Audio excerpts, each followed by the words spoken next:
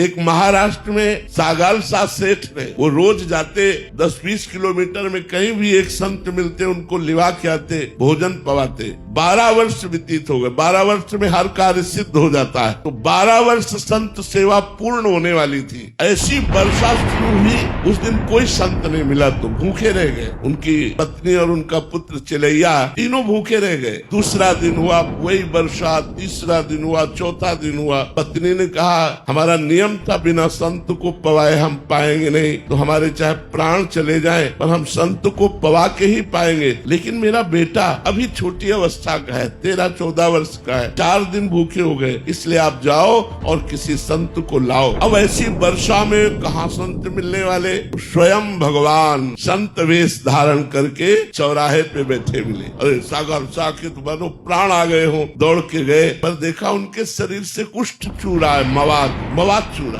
पर तिलक लगाए हुए संत वेश में साष्टांग दंडवत किया। कहा भगवान हमारा व्रत था, बिना संतों को भोजन पवाए हम पा नहीं सकते। 4 दिन हो गए, हमारे परिवार में किसी ने जल भी नहीं पिया। आप चलें और प्रसाद पाए और हमारे परिवार के प्राणों की रक्षा हो जाए, हमारे नियम की पूर्ति हो जाए। उनका हाँ चल सकते हो, लेकिन मैं चलने लायक नहीं हूँ, मुझे कोई अपने कांधे पे ले चले। तो उनका आओ प्रभु मेरे कांधे पे बैठो। उनका नहीं, एक आदमी तो मक्खी उड़ाने के लिए चाहिए ना, अपनी पत्नी को लिवा के लाओ। गए घर में पत्नी से कहा, पत्नी आई, जे ही वो बीभत्स रूप देखा, यहाँ घाव मवाद चूरा है। और उसके मन में आया नहीं संत के प्रति दोष दर्शन नहीं करना, मुझे संत सेवा करनी, इसलिए बैठा ला। अब वो इतनी दुर्गंध भगवान ने बढ़ा दी कि दोनों पति पत्नी छोड़कर भाग जाए, लेकिन गोविंद गोविंद गोविंद एक एक कदम भगवान नाम जप करते हुए घर पहुँचे। उनको स्नान कराया, चंदन लगाया। उन्होंने फिर खीर पुआ